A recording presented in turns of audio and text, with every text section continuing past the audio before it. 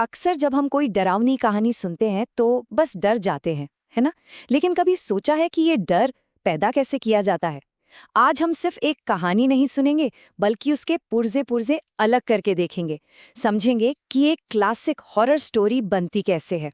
तो चलिए इस कहानी की गहराइयों में उतरते हैं। एक सर्द और डरावनी बारिश की रात थी। बस इतना ही। इस एक लाइन से ही पूरा माहौल सेट हो जाता है। सोचिए, सर्द, डरावनी, बारिश, ये शब्द सिर्फ मौसम नहीं बता रहे, ये एक क्लासिक गॉथिक टोन सेट कर रहे हैं। पहली ही लाइन से सुनने वाले को अंदाजा हो जाता है कि भाई कुछ गड़बड़ होने वाली है। तो शुरू करते हैं पहले हिस्से से। इसे कहते हैं एक्सपोजिशन। यहाँ किरदारों, सेटिंग और कहानी के मुख्य संघर्ष से पहचान होती है। समझो कि ये वो नींव है जिस पर डर की पूरी इमारत खड़ी की जाएगी। तो ये है हमारा प्रोटैगनिस्ट रामू, एक सिंपल सा मेहनती गांव का डाकिया। अब सवाल ये है कि उसे इतना आम, इतना नॉर्मल क्यों दिखाया गया है? क्योंकि देखिए, जब किसी आम आदमी के साथ कुछ अनोखा, कुछ अजीब होता है ना, तो डर डबल हो जाता है।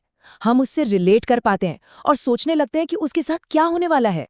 25 साल, ये नंबर छोटा नहीं है। ये रामू की डेडिकेशन, उसके काम के रूटीन को दिखाता है। सोचो, 25 साल से वो एक ही काम एक ही तरह से करता आ रहा है, लेकिन आज रात उसका ये पूरा रूटीन टूटने वाला है। और यही कॉन्ट्रास्ट है जो आगे आने वाले डर को और बढ़ा देगा। और यहाँ से कहानी असली मोड़ लेती है। इसको बोलते हैं इंसाइटिंग इंसिडेंट, वो घटना जो स्टोरी को आगे बढ़ाती है। रात का एक आखिरी काम, एक आखिरी चिट्ठी, सुनने में कितना सिंपल लगता है ना, पर असल में यही वो चिंगारी है जो पूरी कहानी में आग लगा देगी। अब एड्रेस देखिए, पुराने कब्रिस्तान के पास वाला टूटा हुआ घर। एक ऐसी जगह जिसके बारे में पूरे गांव का मानना है कि वहां सिर्फ मौत बसती है। यहाँ पर ड्यूटी और डर के बीच एक सीधा कॉन्फ्लिक्ट खड़ा कर दिया गया है। रामू अपनी ड्यूटी पूरी करेगा या डर के आगे हार मान लेगा? असली सस्पेंस यहीं से शुरू होता है। तो चलिए अब कहानी के दूसरे हिस्से में चलते हैं, राइजिंग एक्शन। यहाँ से कहानी का टेंशन, सस्पेंस धीरे धीरे, स्टेप बाय स्टेप बढ़ना शुरू होता है। अब सफर सिर्फ साइकिल पर नहीं हो रहा, बल्कि डर की गहराइयों में हो रहा है। अब देखिए डर को कैसे बिल्ड किया जा रहा है। सेंसरी डिटेल्स का इस्तेमाल हो रहा है। सड़क का वो भयानक सन्नाटा, बारिश की आवाज, साइकिल की वो चू चू की आवाज, ये सारी आवाजें डर को बिल्कुल रियल बना देती हैं। और फिर वो एहसास कि कोई पीछा कर रहा है, ये साइकोलॉजिकल हॉरर है जो सामने दिखने वाले खतरे से कहीं ज्यादा डराता है। और ये रहा पहला सुपरनैचुरल प्रूफ। अब तक रामू का डर सिर्फ एक फीलिंग थी, एक एहसास था, पर अब उसने अपनी आंखों से कुछ देख लिया है। बिना चेहरे वाला साया। ये एक क्लासिक हॉरर तकनीक है, क्योंकि इंसान सबसे ज्यादा उसी चीज से डरता है जिसे वो समझ नहीं पाता। कौन है वहां? रामू की ये घबराई हुई चीख बहुत जरूरी है। ये टेंशन को एकदम पीक पर ले जाती है। ये एक कन्फ्रंटेशन का मोमेंट है, जहां कैरेक्टर खतरे को फेस करने की कोशिश कर रहा है, चाहे वो अंदर से कितना भी डरावा क्यों ना हो। और इसका जवाब देखिए, कोई चीख नहीं, कोई अटैक नहीं, बस एक धीमी सी सरसराहट। रामू, उसका नाम।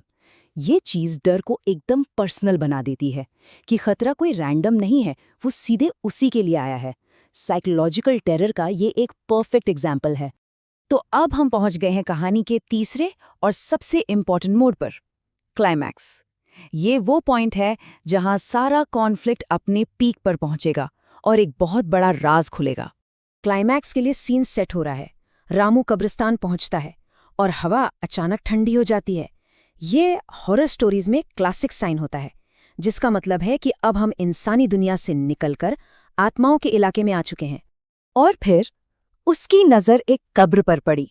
ये वो पल है राज खुलने से ठीक पहले का।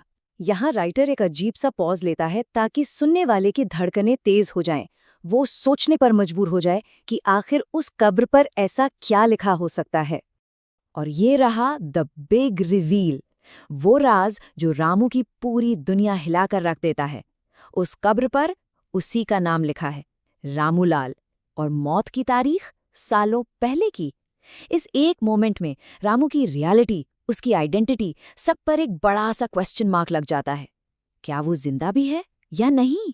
क्लाइमैक्स के इस झटके के बाद अब आता है कहानी का चौथा हिस्सा, फॉलिंग एक्शन। मतलब क्लाइमैक्स के आगे क्या हुआ, उसके नतीजे क्या निकले, अब कहानी अपने अंजाम की तरफ बढ़ रही है। और तभी पीछे से एक आवाज आती है, तुम बहुत देर कर दिए। अब एंट्री होती है कहानी की असली विलन की। सफेद साड़ी, काली आंखें, एक बूढ़ी औरत। ये इंडियन हॉरर में एक बहुत ही जाना माना डरावना रूप है। रामू के डर को अब एक चेहरा मिल गया है।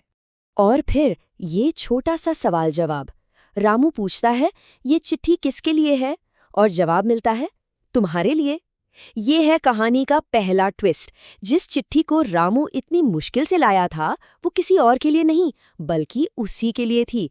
मतलब वो अपनी मौत का पैगाम खुद अपने हाथों से लेकर आया है। और फिर खुलती है वो चिट्ठी। उसके अंदर का मैसेज रामू की किस्मत पर आखिरी मोहर लगा देता है। उसकी आखिरी डिलीवरी का असली मतलब अब साफ हो जाता है। ये उसके काम का आखिरी दिन नहीं, ये उसकी जिंदगी का आखिरी दिन है। और अब कहानी का आखिरी पड़ाव, जिसे डेनुमॉ कहते हैं। यहाँ कहानी का अंधेरा डार्क एंड होता है और पीछे छूट जाता है एक ऐसा सवाल जो सुनने वालों को लंबे समय तक परेशान करता है। यहाँ कहानी अपने भयानक अंजाम तक पहुंचती है। वो काला साया फिर आता है, रामू को पकड़ लेता है और आखिरी सरसराहट सुनाई देती है, अब तुम भी हमारे डाकिये हो। रामू सिर्फ मरता नहीं है, बल्कि उसे उसी कर्स, उसी श्राप का हिस्सा बना लिया जाता है। विक्टिम से वो खुद एक मॉन्स्टर बन जाता है। ये बहुत ही डार्क और होपलेस एंडिंग है। अगली सुबह रामू गायब है, बस उसकी साइकिल कब्रिस्तान के पास पड़ी मिलती है।